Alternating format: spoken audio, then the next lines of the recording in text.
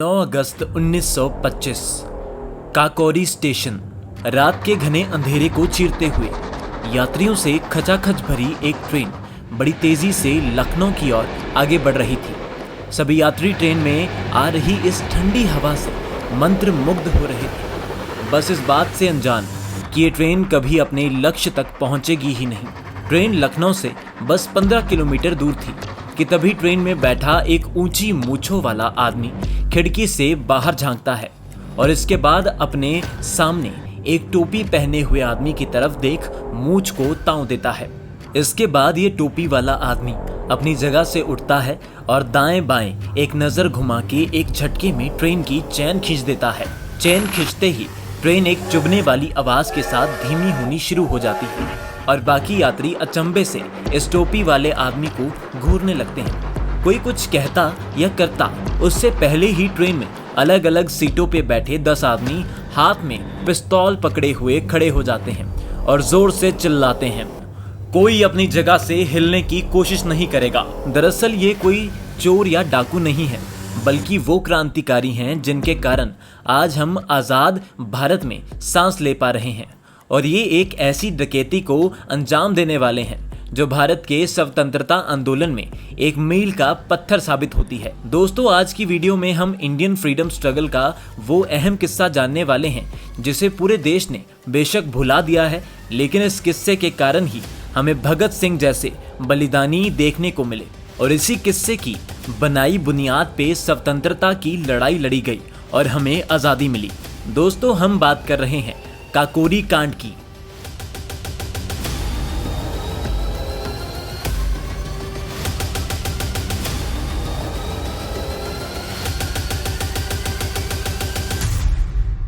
लेकिन दोस्तों, इससे पहले कि हम इस वीडियो में आगे बढ़े, मैं आप सभी से बताना चाहता हूं कि जैसा कि आपको पता है कि 15 अगस्त यानी इंडिपेंडेंस डे आ रहा है, तो अनअकैडमी ने अपने यूपीएससी सब्सक्रिप्शन की प्राइसिंग बहुत ही ज़्यादा रिड्यूस कर दी है।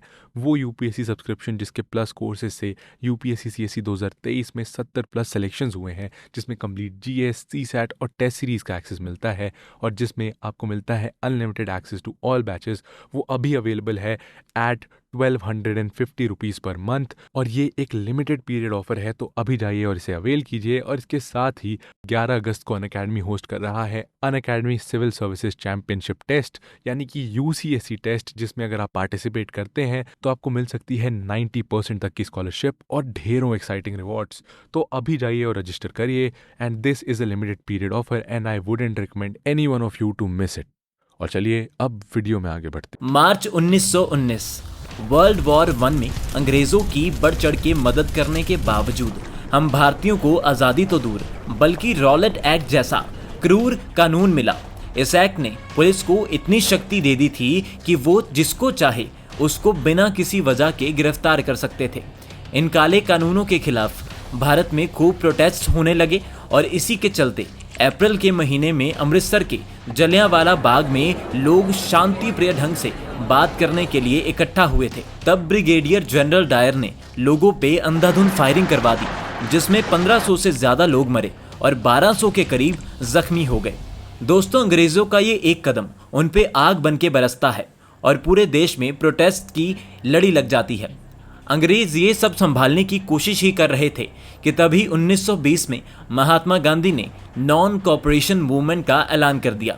सभी फैक्ट्री बंद हो गई, सरकारी कर्मचारियों ने दफ्तर जाना बंद कर दिया, ब्रिटिश कपड़ों का बायकॉट कर दिया गया। साफ शब्दों में कहें तो लगने लगा था कि भारत को इन जुल्मी अंग्रेजों के प्रकोप से अब हमेशा हमेशा के लिए छुटकारा मिल जाएगा। लेकिन कुदरत को कुछ और मंजूर था। फरवरी 1922 चौरा चौरी नाम के गांव में प्रदर्शनकारियों पे पुलिस ने हमला किया और जवाब के तौर पे प्रदर्शनकारियों ने पुलिस स्टेशन में आग लगा दी, जिसमें 22 पुलिस वाले मारे गए। ये खबर सुन गांधी जी, जो हिंसा के सख्त विरोधी थे, उन्होंने तुरंत इस मूवमेंट को बंद करने का फैसला लिया। दोस्तों, ये खबर आग की तरह पूरे देश में फैल जाती है और आज़ाद भारत में सांस लेने का सपना देखने वाले हजारों लोगों का मनोबल बुरी तरह टूट जाता है। बेशक आम भारतीय कुछ दिन का शोक मनाकर फिर से गुलामी की जिंदगी जीने के लिए मजबूर हो जाते हैं, लेकिन एक 25 साल के नौजवान को ये गुलामी हरगिज हजम नहीं हो रही थी और ये नौजवान ठान लेता है कि आज़ादी के लिए पूरी ब्रिटिश हुकूमत से अकेला ही लड़ना पड़े तो लड़ जाऊंगा, लेकिन आज़ादी लेकर मानूंगा।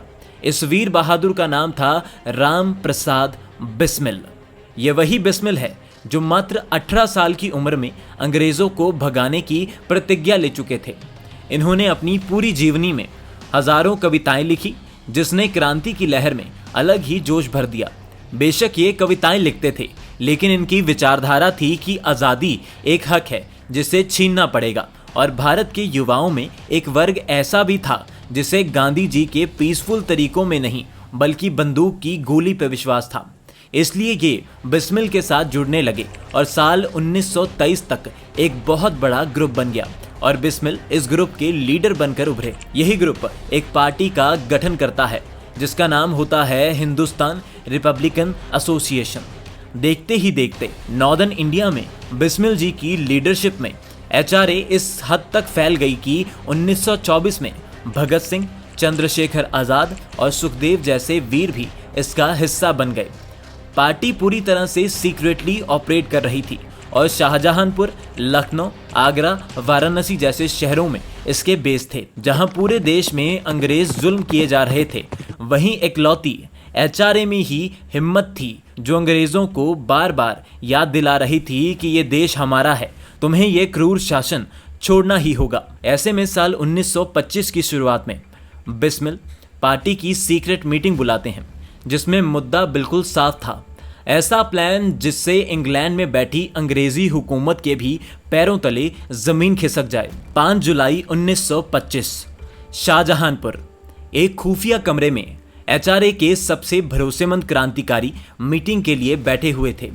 सभी एक के बाद एक मुद्दा उठा चर्चा कर रहे थे कि तभी कमरे का दरवाज़ा खुलता है और बिस्मिल कमरे में घुस जाते हैं।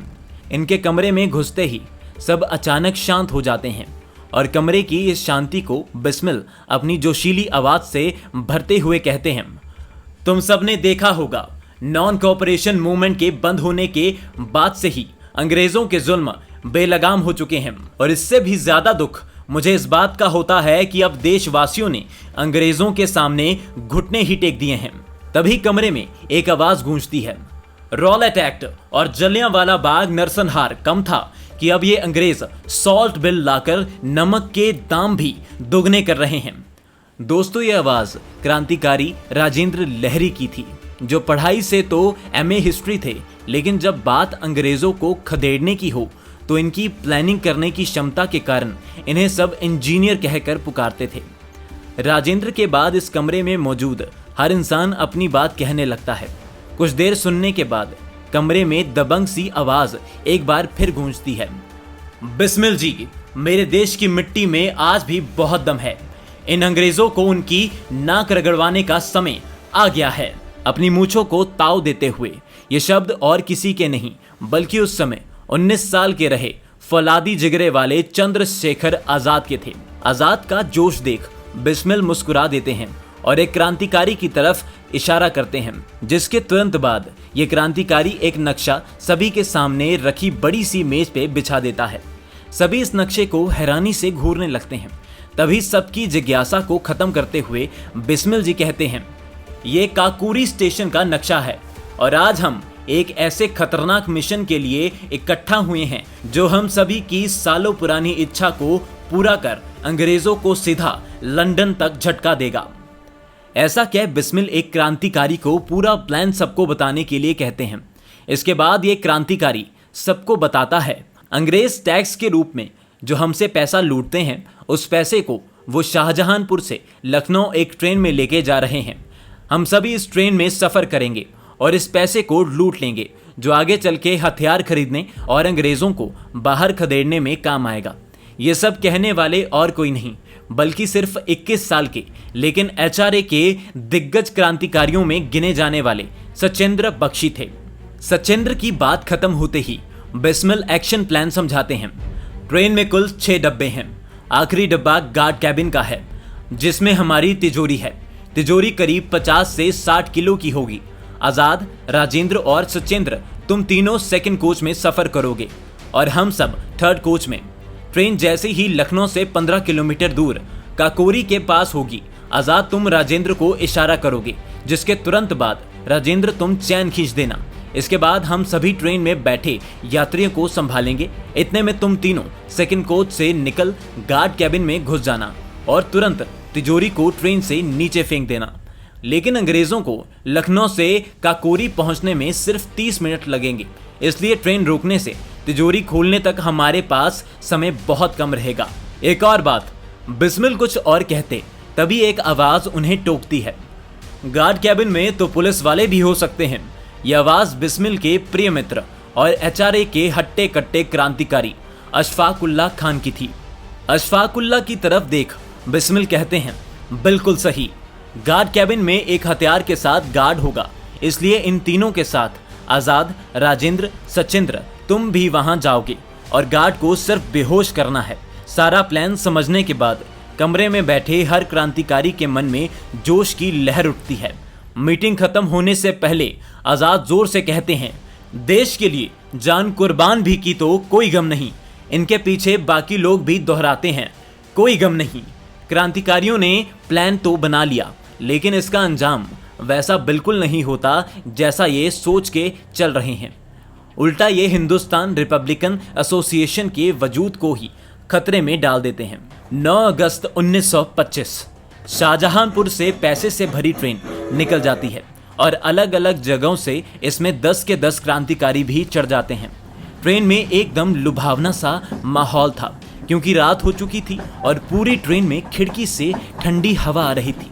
सारे यात्री लगभग सुस्ती में थे और इधर क्रांतिकारी काकोरी स्टेशन का बेसब्री से इंतजार कर रहे थे। अब लखनऊ से करीब 15 किलोमीटर ही रह गए थे और आजाद की नज़र खिड़की से दिख रहे काकोरी स्टेशन के बोर्ड पे पड़ती है और इसके तुरंत बाद वो राजेंद्र की तरफ देख मूंछ को ताव देते हैं और राजेंद्र चेन खींच देते हैं। ट्रेन धीमी होनी शुरू हो जाती है और सारे क्रांतिकारी अपनी जगह से उठ सभी यात्रियों को चुप रहने के लिए कहते हैं। ट्रेन लगभग रुक चुकी है। आजाद और उनके 2 साथी फटाफट गार्ड कैबिन की तरफ जाते हैं और उधर थर्ड कोच में से अशफाकुल्लाह भी गार्ड कैबिन में पहुंच जाते हैं। आजाद वहां मौजूद गार्ड का ध्यान भटकाते हैं कि तभी पीछे से अशफाकुल्लाह उसे बेहोश कर देते हैं। इसके बाद सारे मिलके तुरंत तिजोरी को बाहर फेंक देते हैं। तिजोरी खोलना जितना आसान लग रहा था उतना नहीं था और तिजोरी खुलती उससे पहले ही एक जोर की आवाज सुनाई देती है, जिसे सुन सभी एक पल के लिए ठहर से जाते हैं। दरअसल सामने से एक और ट्रेन आती दिख रही थी और अगर उसमें ब्रिटिश पुलिस हुई तो सारा प्लान गले में सांप पहनने जैसा बन जाता। ट्रेन करीब पहुंचती जा रही थी और तिजोरी खुलने का नाम नहीं ले रही थी। इधर ये ट्रेन करीब पहुंच जाती है और उधर सबकी धड़कनें तेज होने लगती हैं। तभी वो इस ट्रेन की तरफ देखते हैं तो ये मालगाड़ी थी, जिसमें पुलिस के होने का सवाल ही पैदा नहीं होता। हॉर्न मारती हुई ये मालगाड़ी सीधा निकल जाती है और इसके निकलते ही सभी के चेहरे पे एक शांत सा भाव आ जाता है। इधर कई देर से राजेंद्र और आजाद तिजोरी को खोलने की कोशिश कर रहे थे। अशफाकुल्लाह उन्हें पीछे करते हुए हथौड़ी मांगते हैं और अपने विशाल हाथों से वो जोर से तिजोरी पे वार करते हैं कि वो एक झटके में खुल जाती है। फटाफट ये सारा पैसा अपने साथ लाए चादर में भर लेते हैं और इसके तुरंत बाद सारे क्रांतिकारी इस अंधेरे में विलुप्त हो जाते हैं। सुबह होने तक ये खबर भारत के कोने कोने तक तूफान की तरह पहुंच जाती है और जैसी उम्मीद थी ठीक वैसा हुआ। इन 10 क्रांतिकारियों ने वो कर दिखाया जो हजारों लोगों की भीड़ नहीं कर पाई थी। खुद को सर्वशक्तिशाली समझने वाले अंग्रेजों की नाक के नीचे से पूरे 8,000 रुपए यानी आज के लगभग 60 लाख रुपए लेकर रफूचक्कर हो गए और अंग्रेज सिर्फ हाथ मसलते रह गए। अब अंग्रेज पागलों की तरह खोजबीन शुरू कर देते हैं और उनको सबसे पहला सुराग काकोरी स्टेशन से ही मिल गया। दरअसल उस रात क्रांतिकारी बनवारी लाल की चादर वहीं गिर गई थी और उस पे एक दुकानदार का नाम लिखा था। इस दुकानदार से पूछताछ करने पे बनवारी लाल का पता मिल जाता और अंग्रेज उन्हें पकड़ लेते हैं। बनवारी लाल मजबूरी में अंग्रेजों को काकोरी ट्रेन एक्शन की सारी प्लानिंग और इससे जुड़े लोगों की डिटेल्स बता देते हैं। ये एक चीज क्रांतिकारियों पे बिजली से भी ज्यादा भारी पड़ जाती है और चंद्रशेखर आजाद को छोड़कर 1926 के अंत तक सभी क्रांतिकारी एक एक कर पकड़े जाते हैं। कुछ महीने केस तो चला, लेकिन वो सिर्फ नाम का था, क्योंकि डेमोक्रेसी का पाठ पढ़ाने वाले अंग्रेजों ने गवाह से लेकर वकील तक सब खरीद रखे थे और ये किसी भी हालत में इन क्रांतिकारियों को फांसी देना चाहते थे ताकि दोबारा कोई इनके खिलाफ आवाज उठाने से पहले 1000 बार सोचे। दिसंबर 1927 को राम प्रसाद बिस्मिल, अशफाकुल्ला खान और राजेंद्र लहरी को फांसी दे दी गई। जहां अंग्रेजों ने सोचा था कि इनकी फांसी से भारतीय डर जाएंगे, लेकिन असल में ये हजारों युवाओं की प्रेरणा बने और ये प्रेरणा ही भारत में अंग्रेजों के खिलाफ उग्र आंदोलन का कारण बनी। लेकिन गम इस बात का है कि आज हमारे इन वीर सपूतों की कुर्बानी की कोई बात भी नहीं करता। रही बात चंद्रशेखर आजाद की, तो राम प्रसाद बिस्मिल के बाद उन्होंने एचआरए का नेतृत्व संभाला। उन्हीं के नेतृत्व में जेपी सॉन्डर्स को मारा गया था और 1929 में वायसरॉय को भी भारत छोड़ने के लिए डराया गया था। लेकिन 27 फरवरी 1931 के दिन वो उत्तर प्रदेश के एल्फ्रेड पार्क में एक क्रांतिकारी से मिलने आए थे। वहां उनके साथ धोखा हुआ और ये ब्रिटिश पुलिस का बिछाया हुआ जाल निकला।